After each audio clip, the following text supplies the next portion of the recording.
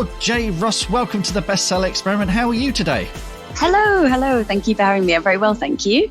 It's our absolute pleasure to have you on the show. Now, listeners, you might get a little burble in the background there. You're in a very special place, aren't you, today?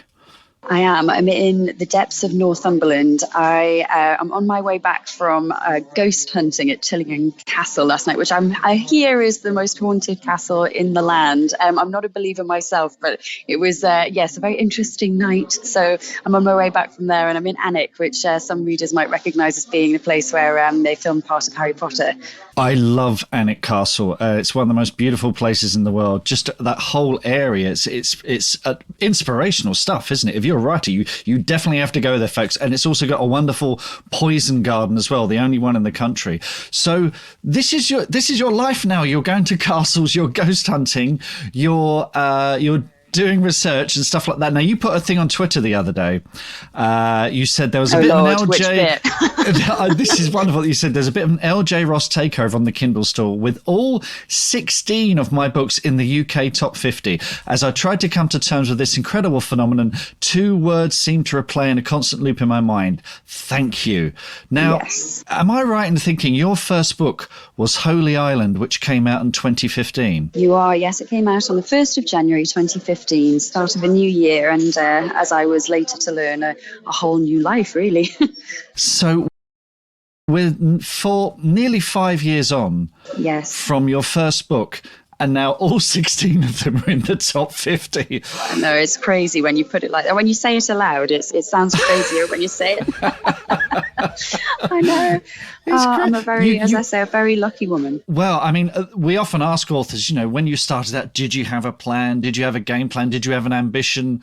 I guess you don't even start thinking about ambitions like that, do you? What was your first impetus to get writing? Well, to be honest with you, I mean, I was a barrister before, so I was working in finance in London, and I think probably the only thing I ended up thinking was life's too short for this. I needed to change, So, I mean, originally we'd kind of thought I'd take a bit of a sabbatical and we'd do a bit of travel. That's my, it was my fiance, now husband, back then. And, we kind of just thought, perhaps we'd take a break, go traveling, things like that. But actually, as it turns out, we were expecting my son, who's now 6, and I also decided to start writing and doing different things, really. I think the thing about creative professions is that people, they often have a desire to enter them, and they want to sort of try to write that book you wanted to write, or paint that painting. But it feels, for some people, myself included, as a bit of a luxury, or something that's not serious, But actually, I think if you give yourself the space to do it, you can approach it, as we now know, very professionally, very seriously. And so at the time, it felt like a luxury to start writing, but I just fell into it very deeply, as it turned out, and surprised myself with how much I ended up loving the whole process of writing that first book. But then actually, obviously, it was scarier than when you have written the book, because you think, oh my gosh, I've got to do something with it now. Yes, quite. So you took that sabbatical. You were probably, being a barrister, I suspect you had a life of routine. Did you set up a sort of a daily routine for writing? Did you set yourself daily targets? What motivated you every day? No, I was the exact opposite, I have to say. I know. I think you'll find this with me as we chat. I am slightly non-conformist. I think because I had, as you say, been in such a routine, one of the key things for me was that I didn't want to be sort of playing to anybody's fiddle, even my own, anymore. And I think that was part of what actually spurred me on to write more, was the feeling of reduced stress. Because I think when you sometimes do set yourself targets, it can work in 2 ways. It can either spur you on, and some people find that very effective, or it can create a stressor. And for me, I think at that time, just coming out of quite a high stress environment, I think if I had set myself 5,000 words a day, 3,000 words a day, or whatever, and then I hadn't met that, I'd have felt, all kinds of failure. So for me, actually not having those in place was incredibly liberating, and actually spurred me on to write more, oddly.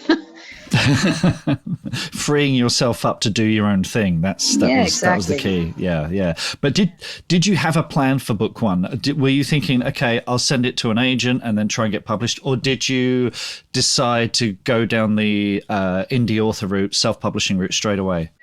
Well, it's funny casting your mind back. It seems, it seems strange 5 years ago. Back then, I knew absolutely nothing about the publishing world. I was entirely new to the whole scene. So even the term indie publishing, I just didn't know that. So what I thought was I had this book that was in sort of reasonable shape. Or so I thought back then. It probably wasn't. It could have done with another couple of rounds of editing. But I thought to myself, okay, what do people normally do at this point? Don't they send it off to agents? Isn't that what people do? So I went online and did a bit of a search and went on writers and artists and all that, and found myself a mere 12 agents, and actually a couple of publishers as well, whose rules I flouted and sent them direct to them anyway, because, again, with the non-conformism. So I just thought, I'll just send it off. I mean, what are they going to do, arrest me? So I kind of sent,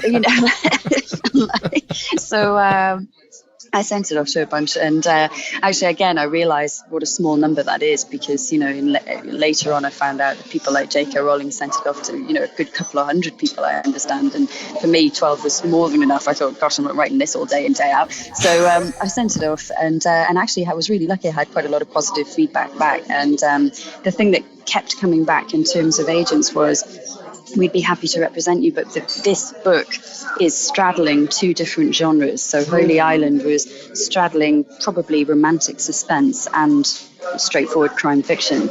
And they said, well, normally those two don't meet. You shouldn't have romance in a crime novel.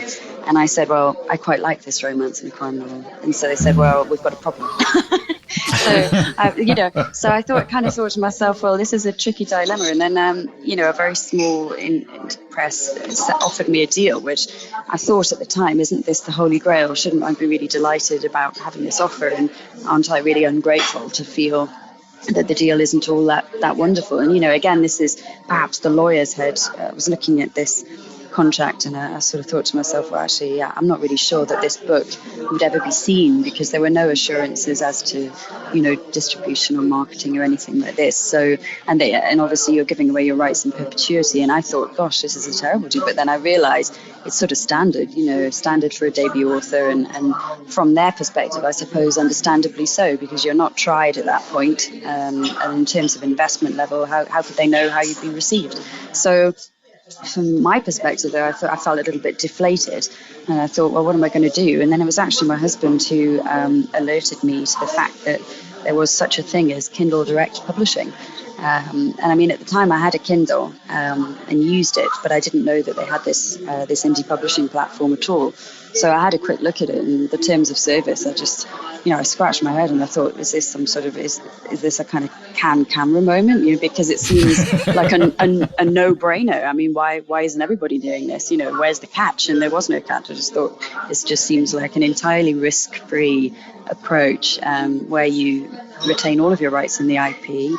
Crucially, the royalty rate is so much higher. I retain control over every element of my book, which I've, laboured over by this point for about 18 months. And I thought, well, you're in a rolling contract. In my case, I signed up to KDP Select, and I've always remained that way. It's a rolling 90-day contract. What's to lose? If it doesn't work out, then I've lost nothing. So I decided to go for it. And quite frankly, I've never looked back. So, yeah, it was life-changing. I find it really interesting that you held your nerve there, because authors, so many of us, were like wallflowers at the disco. And if someone asks us for a dance, we're like, yeah, great. So if you do get an offer from a publisher, the temptation just to go, yeah, someone wants me, let's go. But you held your nerve there, which is, and again, I think you're right, it's your lawyer mind there kicking in, because again, 9 out of 10 authors will sign anything, which is why if you are going to sign with a publisher, get an agent, because they will be the bad guy on your behalf and do that negotiation for you. So how was Holy Island received? What was did you have any kind of plan going into it? Any kind of marketing plan? Well, once again, and your listeners will be chuckling to themselves when I tell you my entire lack of planning ahead of Holy Island's release. Because again, stepping back in time, it's just a total ignorance of the whole world of indie publishing. I mean, I didn't do, any SBF courses or anything like this. I mean, I didn't even know they existed. I just come to it entirely fresh, and just thought to myself, okay, I follow the instructions on KDP. You're supposed to get a cover sorted out. Right.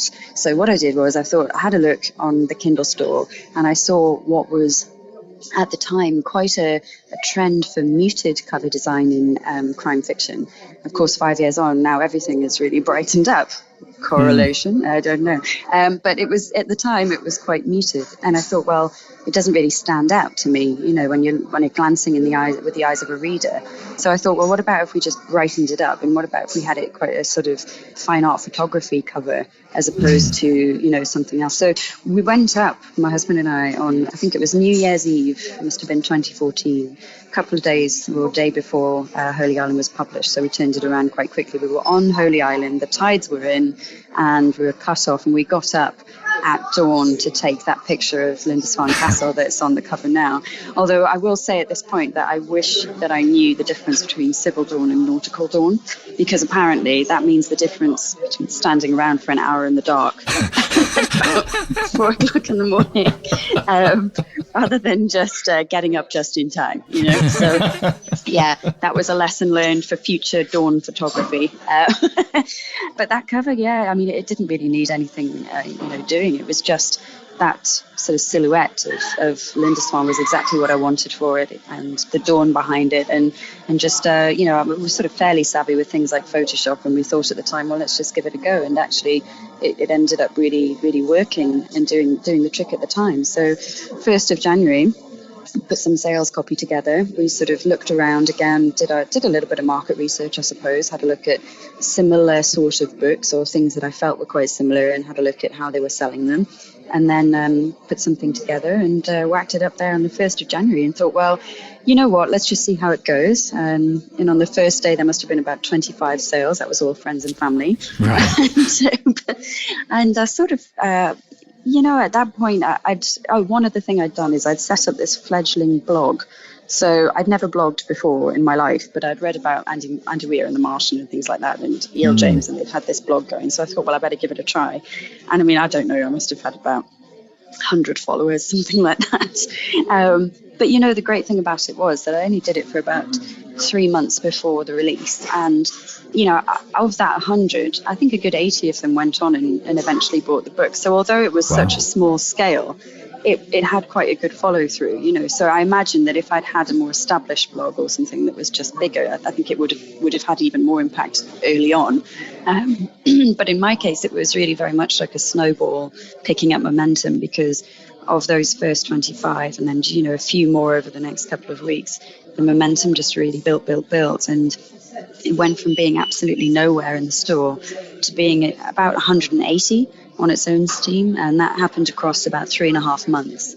And at that point, Amazon's algorithm must have seen that it was flying on its own, and they gave it the final push and put it in there. I think it was the May Madness deal, and that's really what pushed it to number one, and that made all the difference, really. So it was a combination of both.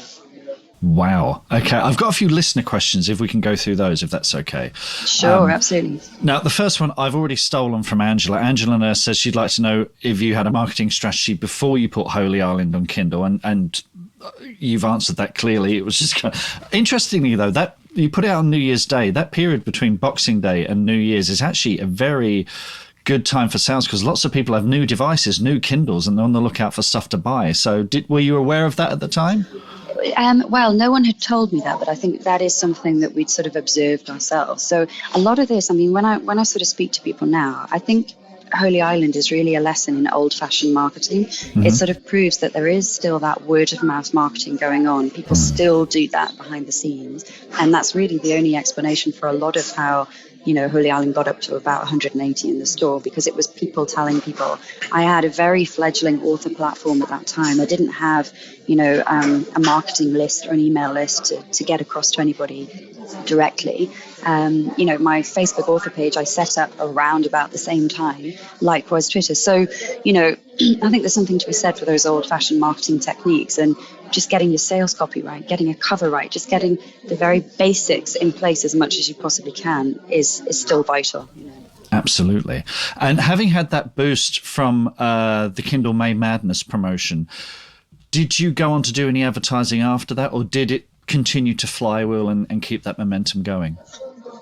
It continued really. It really sort of hung in there for quite a while. I think it was number one for a week or a week and a half or two maybe, and then it sort of hung around for quite a while in this top sort of 20, 30. And so by this time I was getting a lot more contact from readers, which was in itself a whole new world, because of course every element of this is new to me. So I was getting a lot of contact through my new author page. Facebook numbers were really rising. People were emailing me. They were finding my very fledgling website at the time. They were finding me and sending me emails. And everyone was sort of asking, well, when's the second book coming out? And I mean, I hadn't really consciously thought about writing a series. When I was writing Holy Island, I just wanted to be able to write a book, and be able to finish it and see if I could get through it. I hadn't really had that sort of thought process or allowed myself to think too far ahead, because I suppose it's protection as well, isn't it? There's a defense mechanism there. I think as a writer, particularly in the indie sphere, you are a business person, but at the same time you are still that that creative mind where you have to sort of protect yourself to a degree from disappointment, and putting yourself out there every time. And here we are 16 books on. It's still difficult every time, and people often ask me, does it get any easier? Yes and no. I think that element of putting your work out there is never easier really, because it is always an extension of yourself. At what point were you thinking, I'd better get on with book 2? Was there a tipping point where you felt, okay, there's really something in this now. This is no longer a sabbatical. This is a job. Yeah, I mean, absolutely. I think when it did hit number one, I thought, okay, and well, actually, perhaps earlier than that, when it got to the top 200, I thought, actually, I'm not twisting anybody's arm to buy this book. Right. People must be genuinely enjoying it. So perhaps I should start thinking about making this a sort of a long-term future. And so I had been thinking around, and actually at the end of Holy Island, the epilogue that I write there really sort of leaves the door open a crack to a sequel. And so I think I must have done that subconsciously, sort of thinking, well, just in case, Yeah. So, and that was great, because it meant that I could crack open the door a bit wider to think about all the stories. And the moment that I did that, loads of stories began to flow. And I thought, okay, I've definitely got something here. And really, apart from everybody else, it was a feeling that actually I love what I'm doing here. I'm really loving this job, and that's such a satisfying feeling to find. Particularly having come from a profession where, although I felt that I'd done a good job, I couldn't really say that I'd loved it, So That was a really satisfying moment. And so, yes, when Holy Island really started to sell in quantity like that, I thought there's obviously a market for it. Absolutely. We have a question from Queeve McDonald. He says, why does LJ keep her books priced at $1.99? Obviously, it works brilliantly, but I just wondered if you did a lot of testing to decide on that price point. So $1.99 is the sweet spot. Have you experimented with higher, lower kind of pricing? Well, when Holy Island first went on, it was around about £2.50, something like that. So slightly more expensive, about £1. I think really, again, I just looked around what the market was doing, for ebooks and similar books. And actually, like you said, I just found like $1.99 was a sweet spot. And I know that some people have written to me and said, oh, you could sell your books for more. Yes, I know. But I think for me, it's two things. Well, the first and key for me is that the reader is king. And I always have wanted my books to be accessible. And I think in terms of reader psychology, people who do read on the Kindle tend to read in large quantities, because it is it's a case of sort of you're in the habit of reading and you're flipping through books really, really quickly, and they are great readers. And I've found that with my readers too, that, they will pre-order with a click and they're straight in there, and, and then where's the next one within a couple of days, but that's wonderful, and you'll never hear me complain about it. But the thing about it is, though, that there's obviously a swiftness to their style of reading. And I think that psychology feeds into pricing strategy, because if you are a reader who does like to read many books, there's going to be a point of affordability for your lifestyle, as a bibliophile like that. There's going to be a point where if every book or every ebook is $4.99, really that starts to add up. Whereas actually, if it's more affordable, then you can read in great quantity and continue to be in the habit of reading. This also feeds into another sort of element of how I view, the world of publishing, or particularly indie publishing as well, that actually I don't think there's any sort of, or there shouldn't be any competition between authors. Not everyone sort of agrees with this, and you can sort of tell within the sort of world of publishing that there's a sort of like a protectionist territorialism sometimes. And I think that's misplaced. I think that reader habits, you want your readers to be in the habit of reading. And if they're not reading your things, they're reading someone similar, so that when your next book comes out, they'll be ready for you. The last thing you want is them to go off and watch television, for example. That's the real sort of enemy to reading, as it were. Yes, we had an interview with Joe Hill very early on, and he said, "Have you seen what's on Netflix? That's what you're up against." So it's all about completely agree with him. Yeah. Paul Arduin sends in a couple of questions. He's curious about you being Amazon exclusive. You said very early on you signed up with KDP Select. Have you ever considered going wide with your books? I mean, I saw you've launched an imprint, and we'll talk about that more in a minute, perhaps. But have you considered going with Apple and Google and Kobo and the like?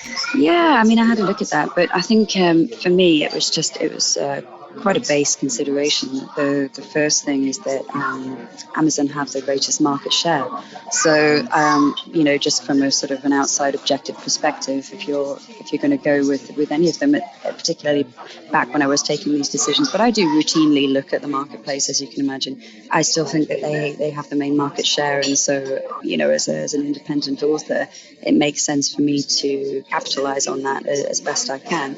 It's always worked very well for me. And so, I've been able to take advantage of KDP Select in terms of, the various competitions that you can do, the various price reductions, things like that from time to time. And it's always, as I say, it's always worked well for me. I'm somebody who, if it ain't broke, don't fix it, I think that really, though, and this applies to lots of different questions about publishing, it can be a case of what works for the individual, and everybody's, I suppose, individual marketplace is slightly different, slightly nuanced, and it can depend on what you're writing. It can depend on lots of different factors, but in my case, remaining exclusive has always worked very, very well, and it also sort of ties in, as I say, with just looking at the market share.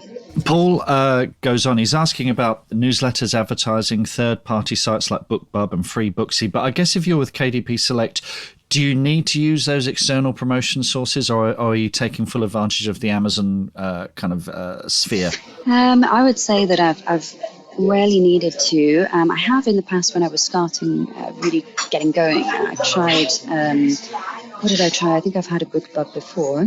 The thing that I find about BookBub, and obviously I know that this can be very helpful for some people, but in my case, and I've only used it once, I think that it can be great. I used it in America, I should say, because my readership tends to be quite established in the UK and Australia. Right. It is quite established in America, but it's growing as well. So I thought, well, perhaps this would give it a boost, and it did. And it's a sort of thing that I think can give you quite a swift boost, but it's not necessarily something that can level out into sustainability. So I speak to quite a lot of authors who do find the same, that it can be a huge flash, but only for a day, and then it'll sort of die down again quite quickly. Whereas, I also wouldn't be surprised to find, I don't know that this is true, but I wouldn't be surprised to find that the Amazon algorithm, in wanting to protect its bestseller lists from sort of interference, would be sort of looking at sort of things like that to make sure that there's no sort of interference. So I think anything that can be slightly disruptive like that is not necessarily something that can be helpful. It can be helpful in the short term, I would say. So it's not something that I've necessarily invested in. Yeah, we've heard this before. This kind of Amazon responds much better, it seems, to a steady tick of sales, daily sales every day. The peaks are great if you've got a particular promotion on, but I think it used to have an effect. Certainly when we spoke to people like Mark Edwards, that kind of flywheel effect helped them get started, but that doesn't seem to be the case anymore. Paul's final question, he was just asking, how long before a release do you start promoting your books? I mean, you started out with a blog, but you've got I presume you've got a newsletter now. You've got a fan base that you have close links with. Actually, again with the old non-conformism. I have my Facebook page, which has quite a few thousand on there, as you can imagine. Got the Twitter, got all that. But I also have my mailing list, which is quite established now, and I sort of started that up quite quickly after Holy Island. It's common sense, really. I know that a lot of people who are within the indie sphere are aware of these things now, but casting my mind back, it was really a lot of these decisions were common sense decisions. And so that if people are getting in touch, I looked to Amazon itself as to how they had worked their retail business and why it was so effective. And it seemed to me that having direct access to individual emails was absolutely key in being able to market. And I thought, well, there's no reason why this can't happen for us as well, and I had a look at things like MailChimp. It seemed to be what a lot of people had used, and I thought, well, that makes a lot of sense. So that's the reason why I sort of started on that line and got that together. But now when I'm bringing out new books, it really does help, and I say this slightly as a disclaimer, it helps to have had that first book do so well, because then you capture a readership that gives you a little head start. But even authors, who are building cumulatively, release upon release. In my case, I have a very interactive relationship, particularly on Facebook, and I am quite responsive with my readership. I think the demographic of the people who read my books are quite discursive, which helps because it's very much in keeping with my personal style, the writing style even, it's softly humorous, so, we have a good relationship in general, I would say, with my readership. But things like newsletters, I think that it's not something that I would say no to in the future, but what I've always done is when people sign up to my subscription list, I've always kept it extremely simple, that I only ever market just when I'm bringing out a pre-order and when the book itself comes out. I keep it absolutely simple, and it's exactly what it says on the tin. So that then I think that the more emails that you're sending out, and it's a newsletter this month, I think that would have to be very, very separate. And it can be another way of indirect marketing. It's not a bad idea, but it's something that I haven't sort of needed to do just yet. On my website, I have it linked to the blog, and I have done periodically. I've put posts out there that are sort of newslettery style. So it's an equivalent, I would say. But it's really just another way to sort of keep people engaged. But in terms of direct marketing, I've never used a newsletter to do that. I've always kept it very simple and very straightforward, because then I think it's just one click away from the sale, as it were. Very good. I've got a couple of questions, last questions from our listeners. Darius Matthew. Darius said, I would like to ask how LJ tests her story ideas. So what's the process now? Do you have editors, beta readers that you work with before publication? Yeah, so in terms of testing a story, I would love to say that I'm really high tech and all of that, and it's different for everybody. I test my story by writing the book description first. That's the first thing I ever do if I have an idea. I write the book description, and I see whether, first of all, if I'm having trouble writing it, then I know that there's something, that there's a sort of a logical gap there. Because if you can't write good sales copy about a story, then the story is lacking somehow, I think. If you can't explain it, then there's something wrong with it. So I suppose it's, again, something I learned, that I think, in large-scale businesses, that, writing the press release before you actually take a decision to do something, for example. And that's the same with book ideas. I write that sales copy first. So that's number one. Number two, I suppose I have to say at this point that my husband is almost like a developmental editor, because he's someone who is, first of all, very honest. He's a great reader himself. And is very good at bouncing ideas off. So I'm very fortunate in that regard, because, again, that comes down to individual differences. Not everybody has that benefit, but they may have a very good friend or a family member or a very good developmental editor who can really understand the work and what you're trying to achieve with it, and be able to sort of see the whole in a story if there is one. Because it's definitely true that that's where the creative mind comes back in. Your business mind can be sort of switched off and you're focusing on the creative. And of course, there's a beautiful upside to that in that you can create this fantastic story, but the downside is also potentially not being able to see things as clearly as you would otherwise. So it can be a sort of interesting dynamic, but I'm very fortunate that I have that, and it means that there's a brainstorming process that really tends to iron out any loopholes in a crime fiction story particularly. After that, yes, we do contract out. We have an editorial team, proofreaders. I have, I suppose you might say, sort of expert readers who might have been police staff in the past. They might have experience with ballistics, things like that. And it's been absolutely wonderful to know how generous people are, because they've often got in touch with me after the first couple of books and said, I really enjoyed your stories. If you ever need anything in the future, just let me know. So it's been, it's been fantastic. I think that there's that sort of sense of community that I think indie authors have a real talent for tapping into. That's wonderful. Yeah. So. I was going to ask where you found them, but they sought you out. That's terrific. I love it. Yeah, I know. Final question from Darius. Darius says, I'm a big fan of LJ stories, particularly the audio versions. The Infirmary was a lot of fun. Now, tell us about the Infirmary, because wasn't that a multi-voice recording? It was, yes. So that was with Audible Originals. So multicast performance. It was with, Kevin Whately, the wonderful Kevin Whately, playing the sergeant there, and Alan Armstrong, Tom Bateman, all that kind of thing. And yes, I had always thought to myself, because for those who aren't familiar, with my series, Ryan, who's the main protagonist, had always had this arch nemesis, who's called the Hacker. And when you enter the series in Holy Island, that bad things have happened, but it's all told, in past tense. It's sort of flashback storytelling there. And so I thought to myself, at some stage when their story arc is complete, which it was really by book 5 in the series, it would always be fun to go back and tell a more detailed story of how he first brought that man to justice, Right. And so I'd always sort of been jotting ideas about this prequel.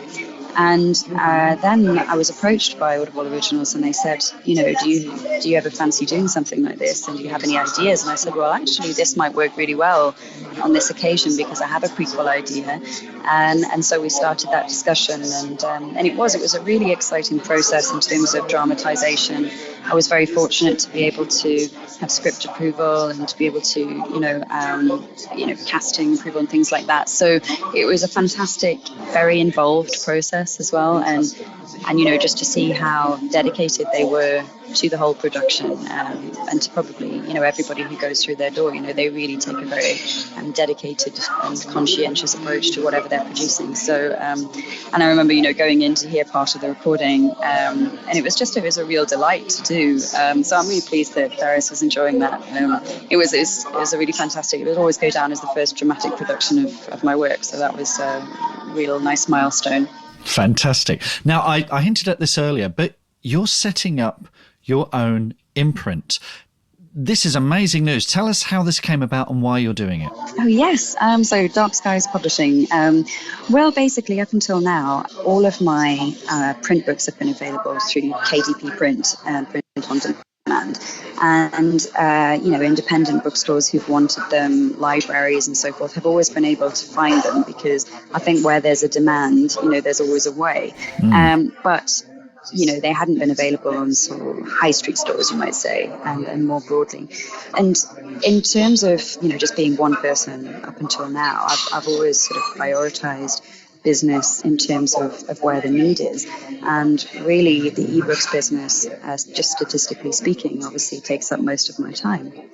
But now that, things are very established and, you're in a rhythm after 5 years, I do still get a lot of readers who ask, can I get it in Waterstones, and would it be possible to get it in W.H. Smith? And so I started thinking about print only, and whether I should be looking, more widely at, because I'm very open-minded to these things. If a traditional publisher had wanted to do print only, then I'm not against that. But then I also started thinking to myself, well, actually, is there any reason why I couldn't handle this? I'm familiar with territory now, and I'm certainly not against a challenge. It's that old non-conformism again. I just thought, well, actually, if how hard can this be? And I started looking into the processes, and obviously, building relationships with gardeners, with virtuals, with all the distributors, and understanding how that process works, and I suppose crucially how it works slightly differently to what I've been used to, which is, just that instant print on demand and being able to move very, very swiftly. So that's an intriguing process, but actually one of the key deciding factors for me in doing print runs was actually a lot of the non-profit work that I'm doing at the moment and that I'm hoping to do over the coming year. So I do, various things, and one of them is, say the Lindisfarne Reading Challenge, which is working with secondary schools, and another project that I'm hoping to set up in the new year, which is to combat loneliness. And part of that was requiring a donation of books. And obviously it makes sense to begin with my own, and then I would be looking to have discussions with other authors and publishers and so on in the future. But in Northumberland, and it always starts at home, I think these ideas always stem from the world around you. And here in Northumberland, it's an enormous county. And I started thinking to myself, all these readers who've been getting in touch, relying on the stories to some degree, to really escape. And I was hearing a lot of words like, the characters are my friends. And it really hit me that actually there is a sense of loneliness in some quarters. And what can I do, or what can books do to further bring people together? And I know that the Reading Agency are doing some fantastic work with their Reading Friends project, and they work with the libraries on that score and things like that. And I thought to myself, how can I create something that works symbiotically with existing systems like that? And part of that would be to try to encourage connections between readers, and to donate a book of mine, introduce people, they opt in, and use the book really as a talking point to go on and hopefully forge forward with a new friendship, for example.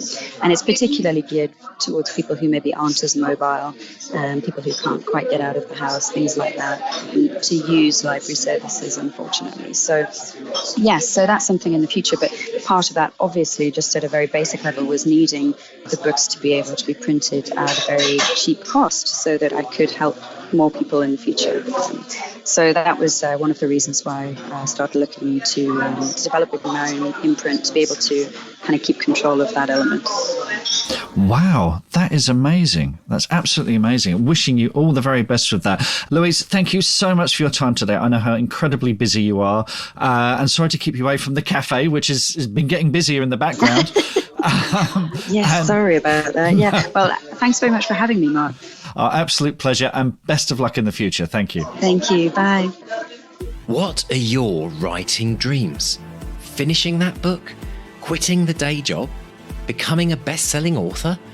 Since 2016, we've interviewed and studied the advice of over 500 best-selling authors who've collectively sold over 1 billion books. And in the Bestseller Academy, we've incorporated powerful and proven strategies for success, inspiring fiction and non-fiction authors just like you to reach new heights and write their best book ever. Ready to take your writing to the next level with accountability, craft, coaching, and the most inspiring and exclusive community of like-minded writers? Well, your bestseller dreams are just a click away. Join us today at bestsellerexperiment.com/academy. That's bestsellerexperiment.com/academy.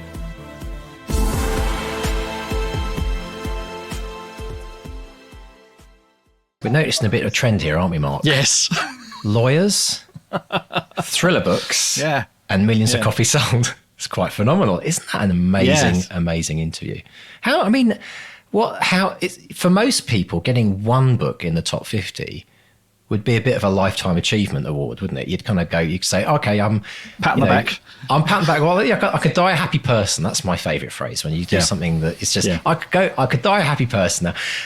But 16 books. Yeah, that's pretty damn phenomenal, isn't it? Yeah, utterly really, really good. Bonkers, absolutely bonkers. And I think it's really lovely as well that she set up this prize as well, because I think in some ways, what we often see, it's brilliant when people get to a certain level with book sales that they start to want to give back into the community, and I think that's a really, really wonderful thing that we're seeing more and more of as well in terms of different, but it's almost hard now to keep up with all the different awards that you can enter as a writer. But I think it's a worthwhile process just to kind of gauge where you're at with things as well. And if you do get nominated, that can be something that you can pop on the resume and carries with you, right? Yeah, absolutely. And she's great like that. I mean, also setting up her own imprint is also about being able to give, books to charities and what have you as well. So it's, no, she's great. She's very clear that, she's had some success, but she's definitely, because she's always at conferences and panels. She was at the London Book Fair last year. Funnily enough, quick plug for me, I'm going to be at the London Book Fair this year on behalf of the podcast. So if you're going to the LOVEIf in March, I'm not sure what day, what time or anything yet, but keep listening. I'll have some more details soon. But I'll be doing an interview there. But yeah, she's always at these events. She's always giving stuff back. And yeah, she's, a proper inspiration. Yeah, absolutely brilliant. Absolutely brilliant. And, we were talking a bit about timing of things as well. And we had a discussion offline about authors that were published pre-ebook, and how their momentum, if you sold them lots of millions of books prior to the whole internet Amazon ebook thing happening, it's kind of been easy for them to keep their sales going, the momentum going. They're the usual suspects that you always see at the top of the charts when they release a new book.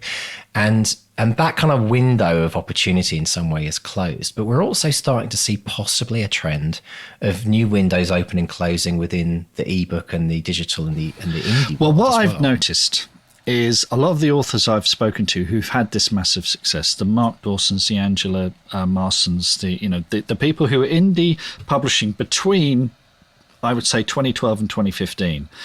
That was the gold rush era. That was the sweet spot. That was when, if you spiked, Amazon algorithms, as Louise mentioned in the interview, they helped you along. And of course, there were far fewer self-published authors out there. So, I think if you're listening to that, and because I've spent the last year trying to plug the socks off the end of magic in America and not having massive success, it's not part of a series, which doesn't help, but it is so much harder. So if you're listening thinking, well, that's not happening to me, I think that the ground has changed. It is harder. There's no question that it's harder. But the fact that people like Louise are putting stuff back into the community like this, I think, if you hear her speak, if you go and see her speak, if you do her competition or what have you, then it does increase your chances. But it is so much harder these days. But that doesn't mean you shouldn't be having a go, because if you don't put your hat in the ring, you're never going to win, are you? What I think we're in this really interesting period in history right now. And I do say the word history and don't mean that, unlikely. It's actually a really important part of history. When we look back in 10, 15, maybe 50 years time, things will have settled down. But right now we're in this period of change where every year companies are coming and going. We're looking at different ways of having to market. Things like Facebook come along and then change the way we advertise. Amazon ads then opens up. There's all these different things, and eventually it's going to settle down.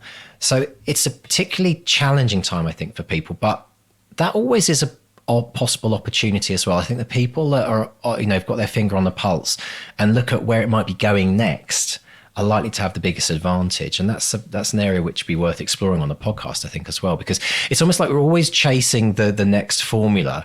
It's a bit like Google. They have a formula that is their algorithm for indexing whether, how a site is ranked and how high up the search engine it will be. But they keep changing and tweaking the formula because people keep gaming the system, basically. And that's going to keep happening until eventually things settle down. And I think the same is happening with Amazon algorithms. People game the system and then they try different tactics, and then Amazon catch on and they tweak, and then that changes everything. So we're always kind of chasing the tail of what's happening. But it shouldn't put us off, because I think ultimately the fundamentals are still the same. You have to firstly write. You have to write something as good as you can write it, and then you have to market it as good as you can market it. And those three things are always going to be the case, regardless of what's changing in the world. So keep focused, keep writing, write a good book, write the best book you can today. And then when it gets to marketing, it's a case of then trying to work out what is the best way of marketing it today, not necessarily what was the best way of marketing it last year or 3 years ago, because it may have changed. And that's where we're constantly wanting to learn. So if you're If you've had success, let's talk about people who've had success since 2015. So if you started writing in 2016, 2017, 2018, even last year, 2019, and you're seeing huge success, we want to hear from you, because we want to learn what you're doing differently from, say, what people who started even 10 years ago did. Because I think that's partly our job, isn't it, Mark, to kind of unearth the changing trends. Absolutely. But also understand what the fundamentals are. Yeah, there's no one way of doing this. And one of the things I liked about Louise in the interview is she said she was a nonconformist. She didn't do anything the way things were supposed to be done. And I think if you take that, that road less traveled, if you try and be a bit inventive, it can, it might work, it might not work. But as long as you're constantly going forward and enjoying the writing, we know it's hard, we know it can be difficult, you can get stuck, but I love my writing. I love rewriting. I'm at the point where actually I like it when I have quite big story problems, because I love the problem solving of it. And if you can keep doing that, then if you can do it for the love, you'll be happy, I think. Yeah, I think if people are writing a story and it's a grind and they're doing it because they want to just get a #1 best-selling book and they're not really even into their story, I think that's a road to unhappiness in the book writing world, right? Very much so. I mean, I've been listening back to some of our early episodes, and that became clear in the first few episodes. When we toyed, you remember we toyed with the idea of, why don't we write something like Gone Girl? And neither of us read those kind of books, and it would have just been this kind of cynical attempt to copy something. And as Juliet Ewer said, she said the readers would have seen right through it. They'd have sussed us out in seconds. So we wrote something we were passionate about. So we have a book, Back to Reality, which we're both very, very proud of, and we can look back on that whole experience as a. Well, we can laugh now, can't we? We can. And we do. Oh my gosh, do we laugh. But you're right. There's something about, it's kind of very similar to writing music. I go back and look at, I've written many, many tracks in my life, but there's certain tracks that you go back to and you'll always listen to them. And you always enjoy listening to them, even though at the time they might have driven you nuts. But with that distance, and I think that is the case with our book. I'll always look back at our book and reread our book and enjoy it because it feels authentic to who we were then and who we are now. And so they talk about write what you know. So we want to encourage everyone, keep on writing, write what you know, write what you love, be passionate about your work. And algorithms aside, but you can't put a good book down. You can't stop it from breaking through and finding the audience it's destined to find, regardless of equations, algorithms, and how much you spend on advertising. Word of mouth still is the #1 way that people discover books.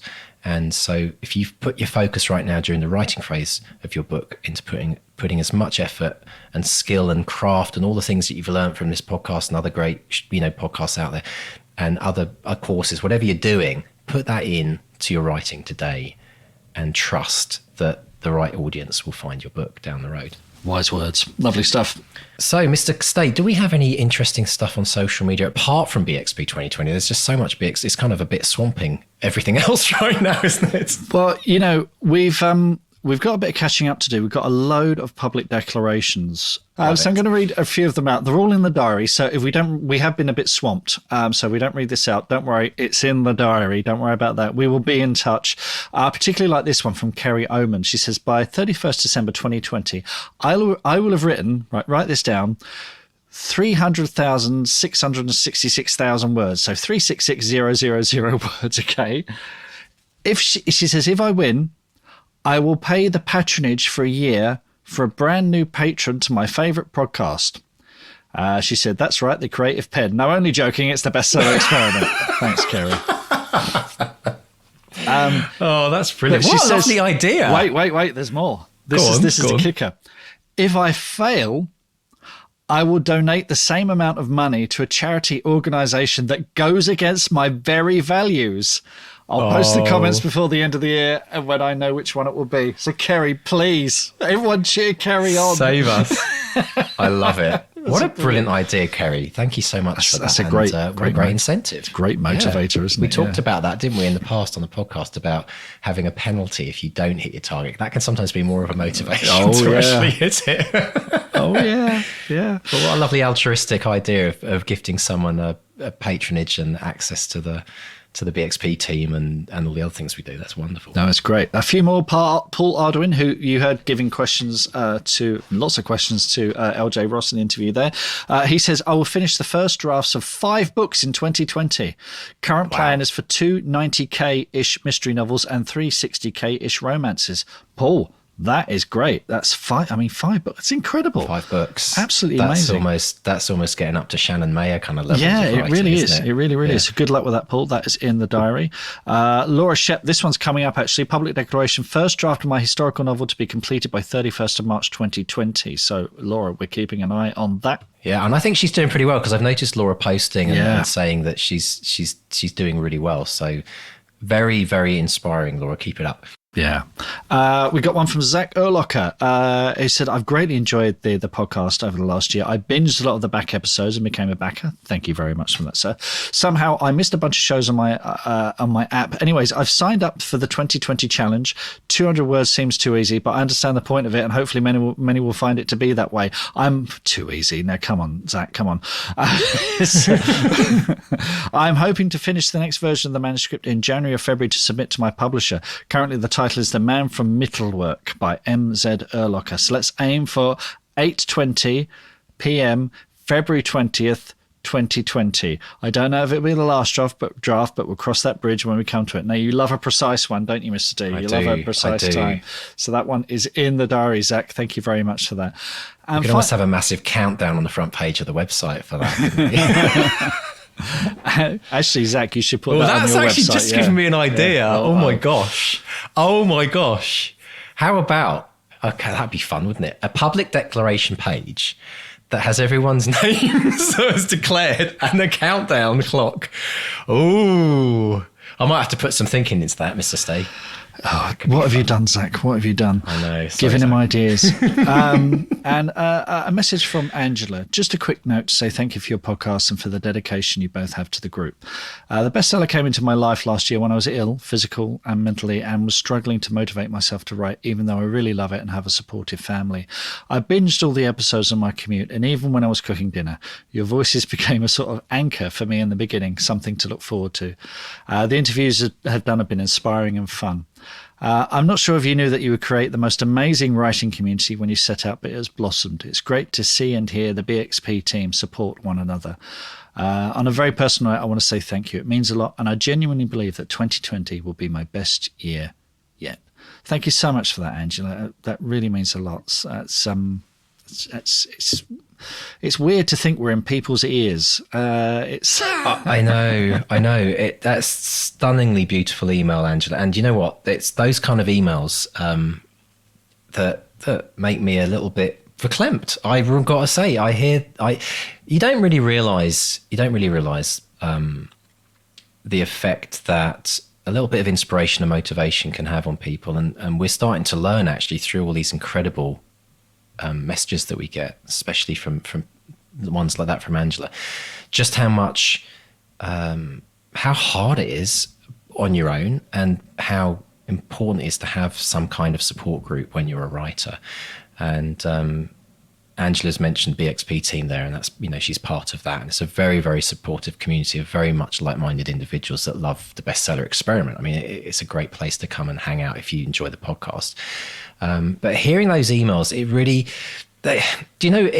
I once heard a story about a teacher who would, teachers have really difficult days. I mean, teachers do a really hard job, but every so often they get one of those one of those letters from a student, and they always start, "You won't remember me, dear Mrs. Smith.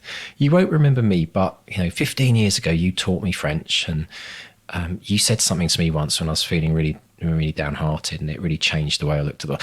And for me, those kind of emails are those kind of letters that the teachers get from their students in some ways, and it kind of keeps you going. And I think that it's, in a way, it's kind of like people, I guess, experience it from a writing perspective of when they get a really beautiful review on Amazon. Somebody said, "Wow, this book made me cry," or "It changed my life." And I really encourage people to communicate those things to people, because too often we think of people that have helped us in our life, but we've never actually told them how it's helped. And I think for me, those are the greatest emails. So I'm thinking now, if you have ever had, say, an English teacher, for example, that encouraged you to write or said you should really think about writing, more than just, in class, reach out to them and send them a little note and tell them how they changed your life. Because I know for me, when we get those emails, they are the best emails ever. So thank you, Angela, for sharing that.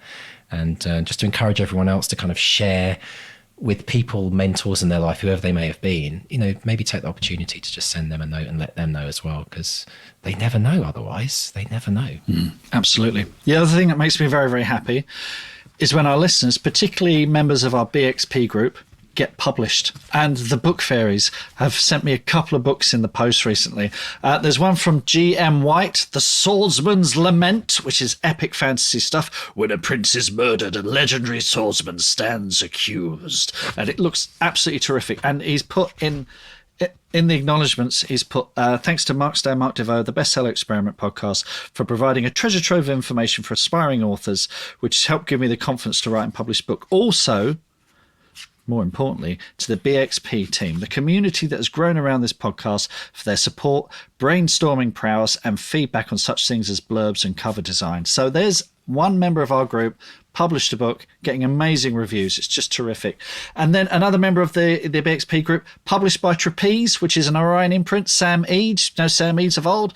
This is her imprint. She's editor of this book, Witness X by S.E. Moorhead. Silence of the Lambs meets Blade Runner. Her mind is the scene of the crime. And it looks absolutely amazing. So 2 of our group published in the same week. Just amazing. Fantastic. Brilliant. And also acknowledging the BXP team. I love that so much. Just terrific. Because it is a 1 in a million. So come and join us, folks. Come and sign up to support this podcast. Well, actually sign up to get into the BXP team, because that's really the most incredible value. Yeah. And as a result, you support this podcast, which then keeps us keeping bringing you podcasts, regularly. So to do that, you simply go to bestsellerexperiment.com/support. It's as simple as that. You will not notice it. It's a Starbucks coffee a month-ish, and you will not notice it. So please come and support this community. Help us grow it further. Help us get more people enrolled in writing and BXP 2020, and make the group an even better presence with your presence. Nice. It's excellent. So subscribe on your podcatcher of choice. Leave us a rating or a review. That helps us become more visible. Thanks to our editors, Dave and JD. They make us sound great every week. If you want to get in touch, come and find us on social media, Facebook, Bestseller Experiment, although Facebook Messenger is hopeless. So drop us a line on Twitter or Instagram. We're at BestsellerXP on Twitter, and Instagram at BestsellerXP2. Or just come to the website. You'll see a contact thingy there, a little drop-down menu, and you can send us an email, and we do read them all, don't we? We certainly do. Well, listen, everyone, have a fantastic writing week. Thank you so much for spending your time with us today, letting us enter your ears and get inside your heads yet again. We really do appreciate it. We do not take it for granted. You have many other podcasts you can choose to listen to, but we really appreciate the fact that you've come with us and you've got all the way to the end of this episode. That makes you a superstar. So thank you very much, and have a great week, Mr. Stay. You too, sir. It's a goodbye from Mark 1. A goodbye from Mark 2. Goodbye. Goodbye. Bye.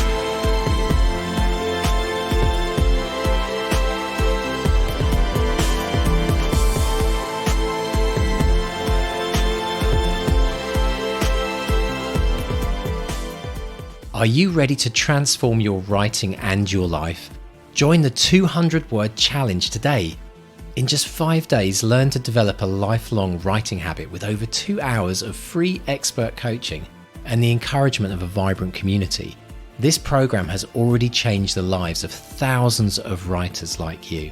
No matter how busy you are, this challenge will show you that with just 200 words a day, you can significantly boost your creativity, productivity, mental health, and confidence, propelling you towards the end. For the first time, receive comprehensive coaching and step-by-step guidance, all for free. Transform your writing habit and start your journey to become the writer you've always aspired to be. What are you waiting for? Sign up for free now at 200wordchallenge.com and make writing a part of your daily life for life. To read Back to Reality, the best-selling novel of the Bestseller Experiment by the 2 Marks, go to bestsellerexperiment.com patreon.com/back to reality. And subscribe to this podcast to get loads of extra bonuses. Go to bestsellerexperiment.com/subscribe.